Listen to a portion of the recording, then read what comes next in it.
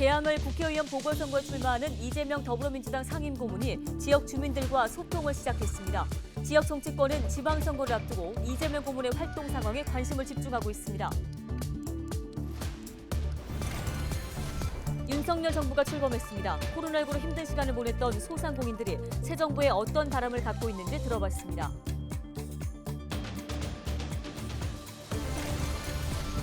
김포시가 하군산당 폭발 사고로 피해를 입은 기업들을 위해 지원책을 검토합니다.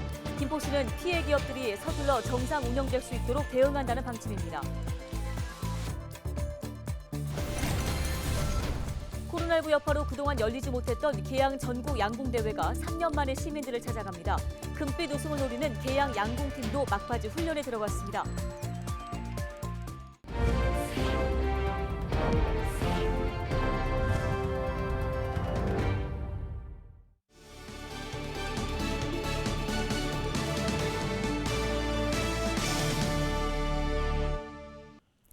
여러분 안녕하십니까? 헬로티비 뉴스입니다.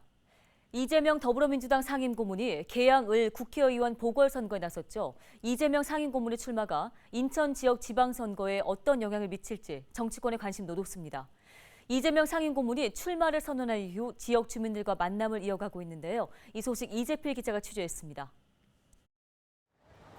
이재명 더불어민주당 상임고문이 지난 9일 저녁 계산역 상권을 찾았습니다. 윤한 계양구청장 예비후보 등 민주당 소속 지방선거 출마자들도 이재명 고문과 동행했습니다. 계양을 국회의원 보궐선거 출마를 선언하고 처음으로 나선 지역 주민과의 만남.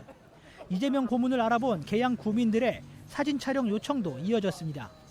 특히 지지자들은 지난 대선에서의 패배를 안타까워하며 이번 총선에서의 선전을 기원했습니다. 이재명 고문은 지역 상인들도 만났습니다. 좀 잘 좀 되게 좀 도와주세요. 집합금지 풀리고서 좀 나아지시지 않으셨어요? 아니에요. 너무 안 되더라고 지금. 그러게요. 좀 나아지겠죠. 나아지게 만드는 게 실력이지. 예. 이재명 고문은 계양 구민들의 환대에 감사하다는 뜻을 전했습니다. 특히 계양의 발전을 위해 최선의 노력을 다하겠다는 말도 잊지 않았습니다. 사실 많은 분들이 환영해주고 계셔서 저로서야 정말로 고마운 일입니다. 뭐 보시는 것처럼 많은 분들이 기다리고 계셨다가 사진도 못 찍고 가셔서 제가 좀 미안하긴 한데요. 어쨌든 계양을 위해서 그리고 이 나라 발전을 위해서 국민의 더 나은 삶을 위해서 최선을 다하겠다 이 말씀 꼭 드리고 싶습니다. 한편 10일 현재 국민의힘에서는 계양을 당협위원장을 지낸 윤영선 예비후보가 유일하게 계양을 국회의원 보궐선거에 출사표를 던진 상황입니다. 헬로티비 뉴스 이재필입니다. 네, 조금 전 보신 것처럼 10일 오후 국민의힘이 계양을 국회의원 보궐선거에 윤영선 계양을 당협위원장을 당수 공천했다는 소식 전해드립니다. 다음 소식입니다.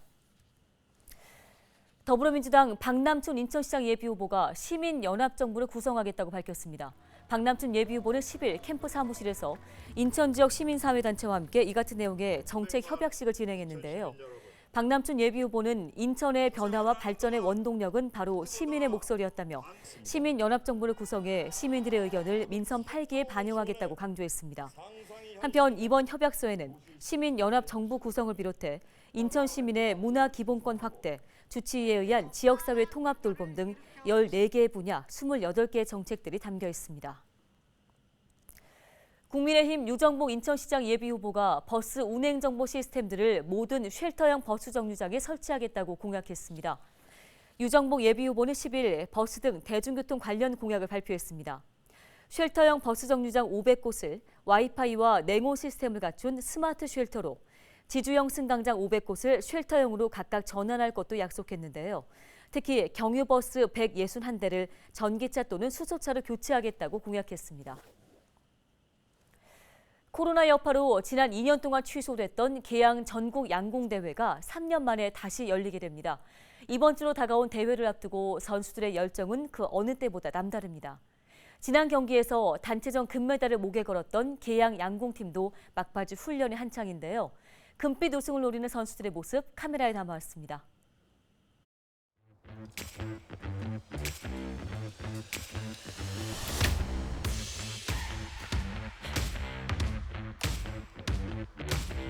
좀 클 때 그 희열감 뭐 그런 게 그 화살이 모이면서 부닥치는 소리 나고 할 때는 진짜 기분이 그런 게 매력.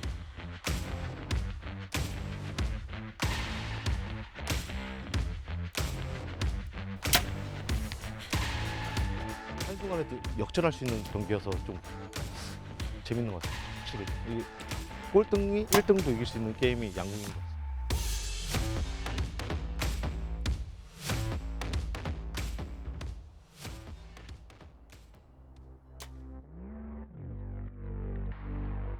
훈련 장소나 시간에도 제약이 많았었고요. 저희 체력 운동하는 것도 이제 스포츠 센터 가서 했었는데 그런 것도 다 폐쇄되는 바람에 체력 운동도 다 개인적으로 해야 되는 부분이었고 또 마스크를 항상 쓰고 있으니까 아무래도 훈련에 더 집중하기에는 어려웠던 부분이 있었던 것 같아요. 미국 국내 대회도 전부 다 비대면 대회를 하고 그러다 보니까 선수 자신이 목표시 많이 흐려지게 되고 하루 한순간순간들이 너무 어려웠거든요.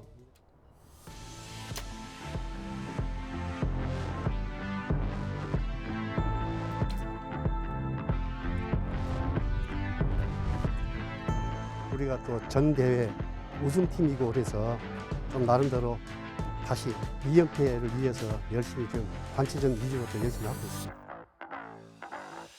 고등학교 선수들도 우리 일반 팀 선수들하고도 같이 대회를 뛸 수가 있고 하니까 아마 그런 부분에서 또 혹시 이변이 일어날 수도 있고 그런 부분이 되게 좀 흥미로우실 것 같아요.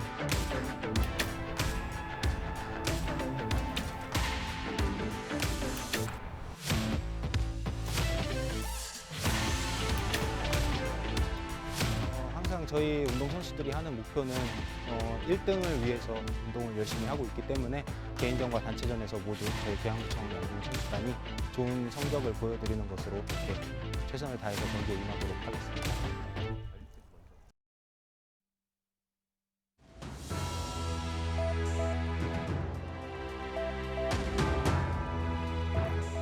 (2,891만 원). 유권자의 한 표를 경제적 가치로 환산한 금액입니다. 2018년 기준 기초단체장 임기 4년 동안의 예산은 1,240조 원. 유권자 수 4,290만 명으로 나누게 되면 3천만 원이 조금 못 되는 금액이 나오게 됩니다.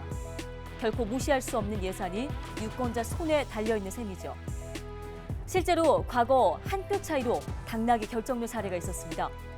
지난 2008년 고성군수 선거 당시에 황정국 후보가 4,597표로 4,596표를 얻은 윤승근 후보를 단 한 표 차이로 이기고 당선됐습니다. 5월 10일은 유권자의 날입니다. 선거의 의미를 되새기고 투표 참여를 독려하기 위해 중앙선거관리위원회가 2012년에 제정한 법정 기념일인데요. 우리나라 최초로 민주적인 국회의원 선거가 치러진 1948년 5월 11일 기념해서 지정됐습니다. 6월 지방선거 20여일 앞으로 다가왔습니다. 투표의 가치를 곰곰이 생각해보면 나의 한 표가 우리 지역의 미래를 좌우한다 해도 과언이 아닐 텐데요. 자, 나의 한 표, 그 무게가 느껴지십니까? 데일리 브리핑이었습니다.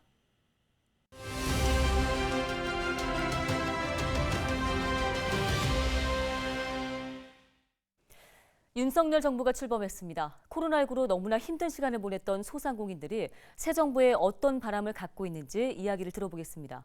차남수 소상공인연합회 정책홍보본부장 전화 연결해 보겠습니다. 본부장님 안녕하십니까? 네, 안녕하십니까? 예.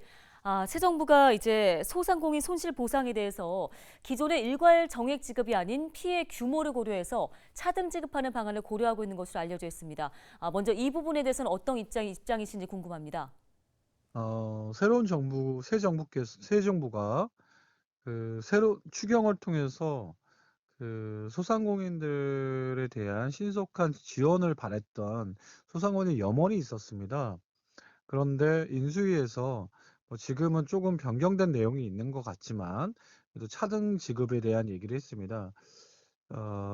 지원과 보상은 분명히 차별화돼야 하고요. 지원 같은 경우는 매출이 감소한 소상공인들에 대해서 정부가 보편적 지원이라고 생각을 하고 있고요.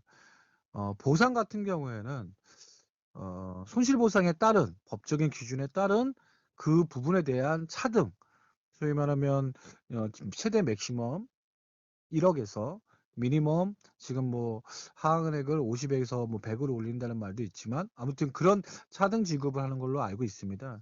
그런 방식으로 이루어져야 한다고 생각을 합니다. 예, 새 정부가 추가 보완책을 마련하면서 소상공인들 달리기에 나서고 있지만 앞서 윤 대통령이 후보 시절에 내건 소상공인 방역지원금 최대 1,000만 원 공약 같은 경우에는 당장에는 좀 지켜지기가 어렵지 않을까 싶은데요. 이 부분에 대해서는 어떤 의견이십니까? 어, 소상공인들이 사실 2년간 그 손실보상을 받으면 코로나19 상황에서 너무 어려움이 컸습니다. 이 어려운 과정에서 방역지원금을 최대 1,000만 원까지 공약했던 윤석열 새 정부에 대한 기대감이 큽니다. 그때 당시에는 후보자의 입장이었는데요. 이 부분이 어떤 방식으로든 꼭 이루어져서 소상공인들의 목소리, 그들의 또 피해 보상에 어느 정도 받아들일 수 있는, 그러니까 현장이 받아들일 수 있는 방식으로 이루어지기를 간절히 바랍니다. 예, 거리두기 조치가 사실상 해제됐지만 자영업자들의 매출이 코로나19 이전 수준을 좀 회복하기에는 시간이 걸릴 것으로 보입니다. 새 정부가 소상공인 지원책을 마련하게 될 때 어떤 부분에 가장 초점을 맞춰야 한다고 보십니까? 먼저 가장 중요한 거는 어떻게 되든 과학적 추계 방식으로 얘기만 했는데 저희 입장에서는 과학적 추계 방식과 플러스 현장의 데이터, 그러니까 과학적 데이터와 현장 데이터가 이루어져야 소상감이 체감할 수 있는 온전한 손실 보상이 이루어진다고 볼 수 있습니다. 또한 그런 온전한 보상 후에 이루어질 수 있는 것은 어떻게 보면 회복할 수 있도록 금융 구조, 소위 말하면 채무 구조라든지 탕감이라든지 또는 세제라든지 다양한 그 손실보상 패키지를 인수위가 말씀을 했었으니까 그런 종합적인 대책들이 하나하나씩 체계적으로 이루어지기를 또 바라는 마음뿐입니다. 네, 알겠습니다. 잘 들었습니다. 지금까지 차남수 소상공인협회 정책홍보본부장이었습니다.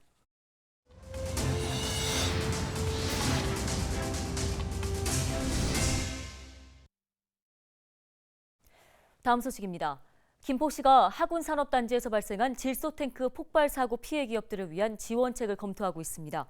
김포시는 사고 피해를 입은 기업들이 서둘러 정상 운영을 시작할 수 있도록 대응하는 한편 이번 사고로 손상된 도로 기반 시설은 긴급 복구할 계획입니다. 또 이와 함께 폭발 사고 피해 지역에 있는 공장들에는 기업 자금을 지원할 수 있는 방안을 검토하고 건물 안전 점검을 시행할 예정입니다. 김포의 한 아파트 주민들이 가정의 달을 맞아 아파트 단지에 살고 있는 노인들을 대접하며 효도를 실천해서 눈길을 끌고 있습니다. 김포 마송 3단지 아파트 주거행복센터 직원들은 지난 주말 경로당을 이용하는 입주민 50명을 위해 어버이날 잔치를 마련했는데요. 이날 직원들은 어른들께 식사를 대접하고 또 같은 단지 어린이집 이 아이들은 이웃 어른들의 가슴에 카네이션을 달아주며 효도를 실천했습니다. 지난 8일 부평구 산곡 1동 지역 주민들이 어버이날을 맞아 지역 노인들을 위한 삼계탕 나눔 활동을 펼쳤습니다. 행사는 산곡 1동 행정복지센터 앞에서 열렸는데요. 봉사활동에는 좀돌이 봉사단 등 지역 자원봉사자 50여 명이 참여했습니다. 이들은 이날 약 1,400마리의 삼계탕을 지역 노인들에게 제공했습니다. 산곡 십정새마을금고 등 지역 단체들도 봉사활동을 후원했습니다.